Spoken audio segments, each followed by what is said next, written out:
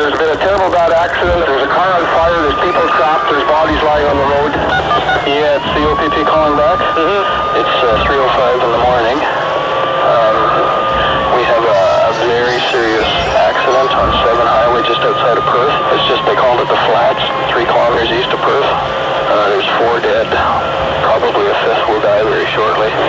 There was some thought that 2 of the people involved had cannabis in their blood, so I've advised the hospital that when they draw blood to save us some, we're executing a search warrant for it.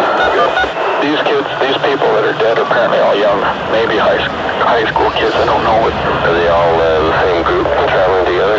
I think so, I'm not sure. It happened on a straight stretch of road just after 1 o'clock in the morning, a horrible chain reaction collision. It was a beautiful night. It was so clear. The road was just straight. There was no way they could not see vehicles coming. A car traveling east on Highway 7, just outside Perth, collided with a westbound pickup truck and trailer. As the trailer went out of control, it collided with 3 additional cars. The accident's death toll, 5 teenagers dead, 11 others, 9 of them teenagers, injured. There are things that happened out there that I still don't want to know. Okay, like the accident was so bad that both Dave and Dustin, their parents, could not identify their bodies afterwards because they burnt. So apparently the screams and the, people who lived saw the cars burning. They tried to help. And how do you feel when you're trying to help your friends get out of a car and you know they're dying? You can't do anything about it. My dad wanted to go and see my brother, but they told him the car had blown into flames. And that there was nothing left of them, so that he shouldn't go and see them. I have had nightmares about that. Just imagining him being alive and having to be stuck and burning to death. The person who was holding Humayu, he said, when Humayu's head was hit, he saw the transmission coming.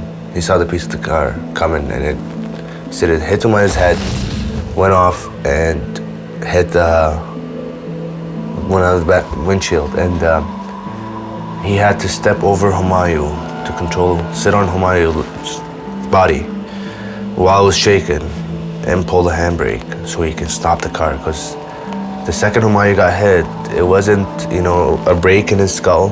It was a shatter. His skull just shattered. He was just bleeding, and he held him, held his head, held him to his body, and Humayu just was shaking until life was just sucked out of him. The one thing we were all hoping for was that there was no substance abuse factor. And when we did find out that there was a substance abuse factor, it made the situation even that much more difficult to deal with.